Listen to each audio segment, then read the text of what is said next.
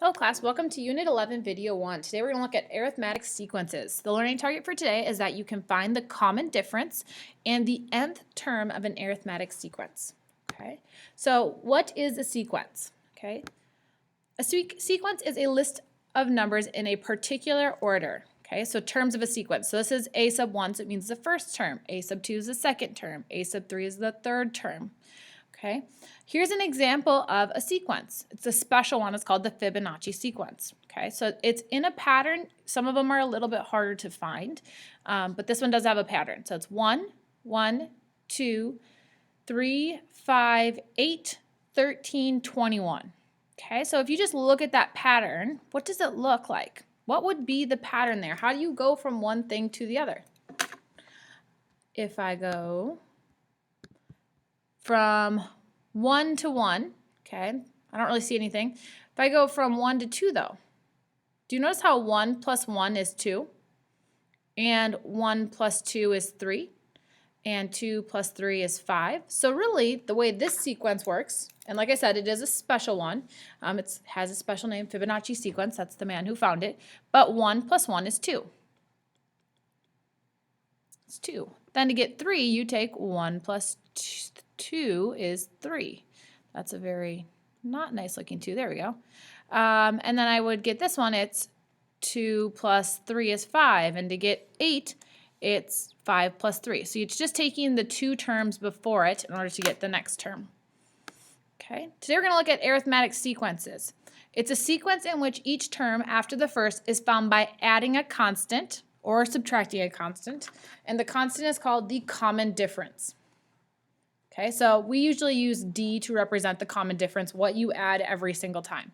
So to go from -8 to -6, and from -6 to -4, I would add 2. And add 2, and just check, does that keep working? Add 2 plus 2, yes it does. So my common difference for this one is a positive 2. Okay. The other type of sequences that we are going to explore more tomorrow are geometric sequences. All right, so it's a sequence in which each term after the first is found by multiplying. Okay, so this one's multiplying, geometric, the previous term by a non-zero constant called the common ratio. And like I said, we'll talk about that more tomorrow, but the common ratio is called R. Okay, so to go from 4 to 8, I would times by 2. From 8 to 6, I would times by 2. Keep timesing by 2, so the common ratio is to multiply by 2. Okay. Here is the Fibonacci sequence, and it comes from Pascal's triangle. And if you look at this triangle, the way you get is you have 1, and then 1 plus 1 is the number below it, like kind of in between. So there's 2. 1 plus 2 is 3. 2 plus 1 is 3. So this is how they got the Fibonacci sequence, is taking the rows of Pascal's triangle and adding them together. That's where the Fibonacci sequence comes from. And like I said, it's a special sequence. So just so you have heard about it, that's what the Fibonacci sequence is. All right, so example 1 says, find the next 4 terms of the arithmetic sequence. So I would say to myself, how do I go from 55 to 49? Well, I am going down, so I know it's going to be negative. And to go from 59 to 49, it would be -6. Does that seem to work here? Yes, so 43 minus 6 is 37.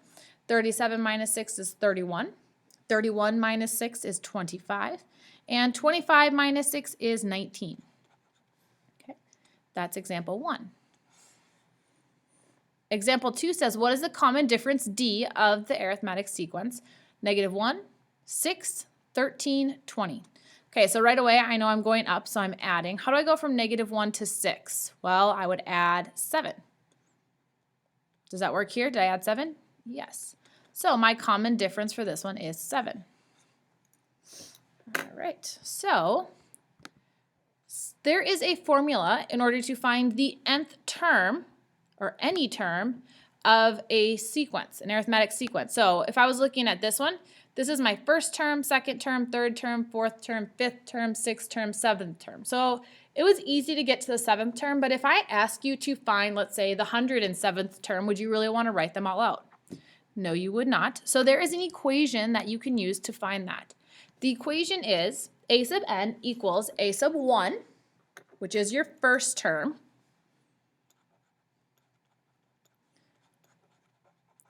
plus n minus 1.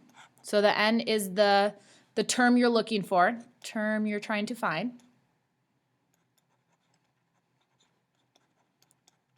times d, okay, which is the common difference, which you add or subtract every single time. All right, so this formula you need to memorize, okay?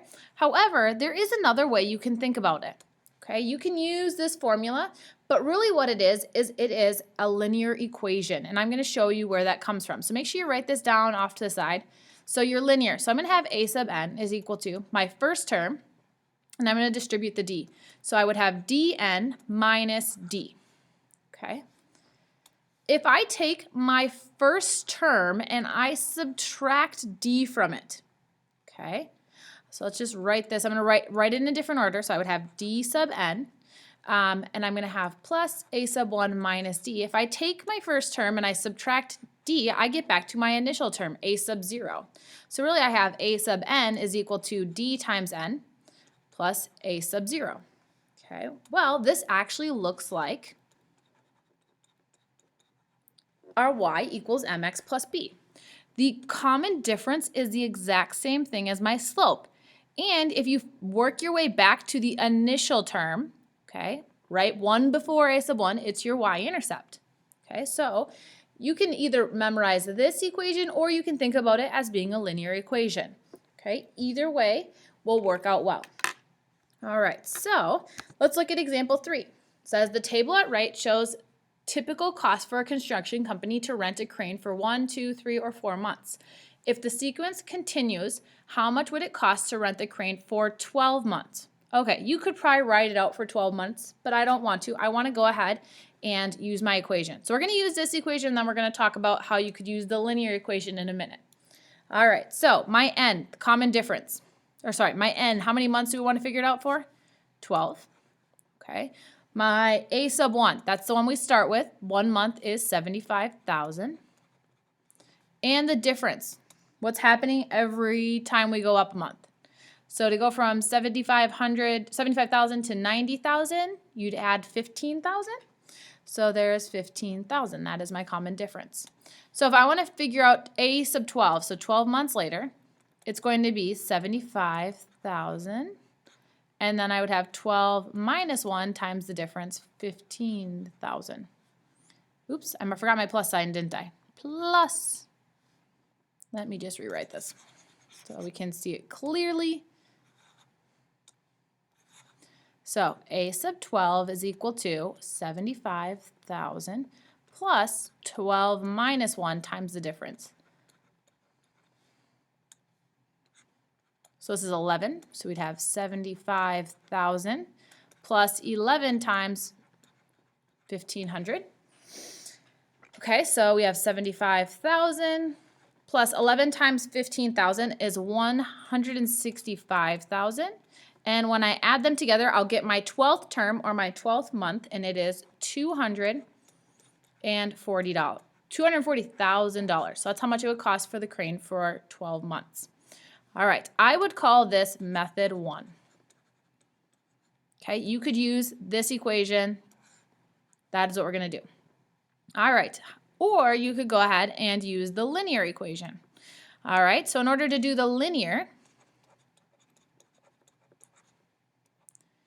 we have y equals mx plus b. And I would remember that m is my a sub, or sorry, not my difference, my common difference. And b is my a sub 0, so my original term. So what I need to do is figure out, well, 0 months. How much does it cost for 0 months? So my difference is 15,000. And my a sub 0, I work my way back 1, which would be 60,000, subtract 15 to go back. Okay, so 15,000. So a sub 0 is 60,000. So if I wanted to do this way, I would have y equals 15,000 times x. Well, x is the number of months we want to find, so times 12 plus 60,000. Okay, 15,000 times 12 plus 60,000 is 240,000. Okay, so if you already have this equation down, it's easier probably to remember this one than the equation for the sequences. Okay, but either way you want to do it is up to you. You will have to have this equation memorized or in your mind for your quiz. Okay, all right, example 4. Okay, write an equation for the nth term of the arithmetic sequence. All right, let's do it both ways right away. Okay, so method 1 is using the equation that they give us. Let's find our first term. That's easy. 8. Our nth term, we don't know, and because we're going to write an equation. And d, what's our difference? All right, so how do I go from 8 to 17? I would be adding, what would I be adding? 9? Yeah. Plus 9. So my d is 9. Okay, so method 1, I plug it in. A sub n is equal to 8 plus, we don't know n, so n minus 1 times 9, which is our d. We don't leave it in this form, though. We need to simplify. So I would have 8 plus 9n minus 9. When I combine these, I get 9n minus 1. That is my a sub n equation, okay, or my equation for the nth term. Method 2 now is our linear. Okay, y equals mx plus b. Remember, m is our d term, and b is our a sub 0. All right, so y equals, what is our d? It is 9x plus, now I just have to work my way back. So what would the 0 term be? Okay, if I went backwards, if I was adding 9, I would now subtract 9. 8 minus 9 is negative 1, so plus a negative 1. Does that look the same? Yes. The only difference is they say they want it for the nth term, so I would write it using n. So I would have a sub n is equal to 9n minus 1. It works the exact same way, maybe a little less simplifying for this one, and also you should already have this equation down. All right, example 5. It says find the 42nd term of the sequence 8, 15, 22. Okay, first thing I'm going to do is figure out my difference. To go from 8 to 15, I am going to be adding 7. Let's just check. 15 plus 7, does that give me 22? Yes, it does. So that means my difference is 22. Okay, I'm not going to use this equation this time. I'm going to go ahead and use my slope or points, or y equals mx plus b. So mx plus b. Remember, our m is our d, and this is our a sub 0. So we have to figure out a sub 0. Remember, you would work your way back. So it's 8. We were adding 7, so now we're going to subtract 7, so it is 1. So my equation would be a sub n is equal to d, which is 22, n plus 1. That's my equation. However, they're asking me for the 42nd term. So I would do a sub 42 equals 22 times 42 plus 1. 22, excuse me, why did I write down my difference was 22? What is my difference? Hopefully you caught this. It's 7, isn't it? So that just changes a few things. Hope you caught that. That was silly. Okay, so that would make this, and the reason my difference is 7 is because that's what I'm adding every time. I must have just wrote down, I must have been talking about 22. Okay, so 7 times 42 plus 1, if you do that on your calculator, you get 295. So my 42nd term in my sequence would be 295. All right. Number 6, it says given a sub 1 is 13 and the difference is minus 2, find the 11th term. Okay, if you wanted to, you could go ahead and figure this out. However, I'm going to use an equation. My difference is negative 2, and then I need to find my a sub 0 term. Okay, well, it's taking your first term and going the opposite way. I'm going to subtract 2 every time, so to figure out what I had originally as a sub 0, I would add 2, which gives you 15. Let's make sure I can write this right this time. A sub n is going to be my difference times n, which is negative 2, plus 15. Okay, hopefully I didn't make a silly mistake. Everybody would have stopped me. Okay, so a sub 11 is going to be negative 2 times 11 plus 15. So I have negative 22 plus 15, which is negative 7. So that's my answer for number 6. All right. Number 7.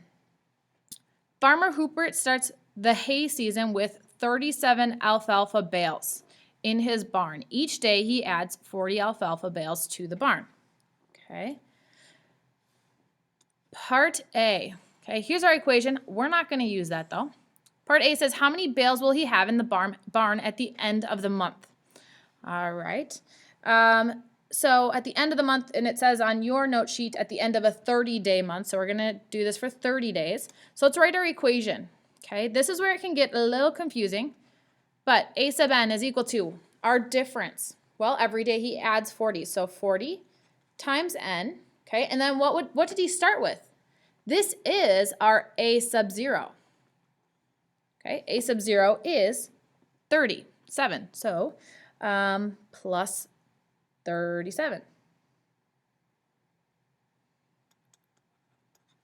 All right, so I would go ahead and we want to figure it out at the end of the month, which on your notes sheet says a 30-day. So A sub 30 is equal to 40 times 30 plus 37. 40 times 30 is 120. 1,020. 1,200 plus 37, so I get 1,237. So that's how many bales he has in his barn at the end of the month. And then it says, how many days would it take Farmer Hubert to have a total of 1,757 bales in the barn?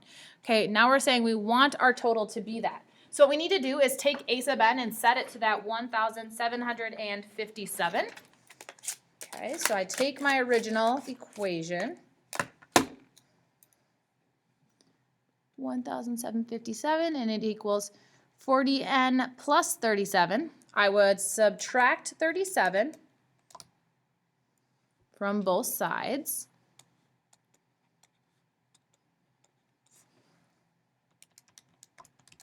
That gives me 1,720 equals 40n, and if I go ahead and divide by 40,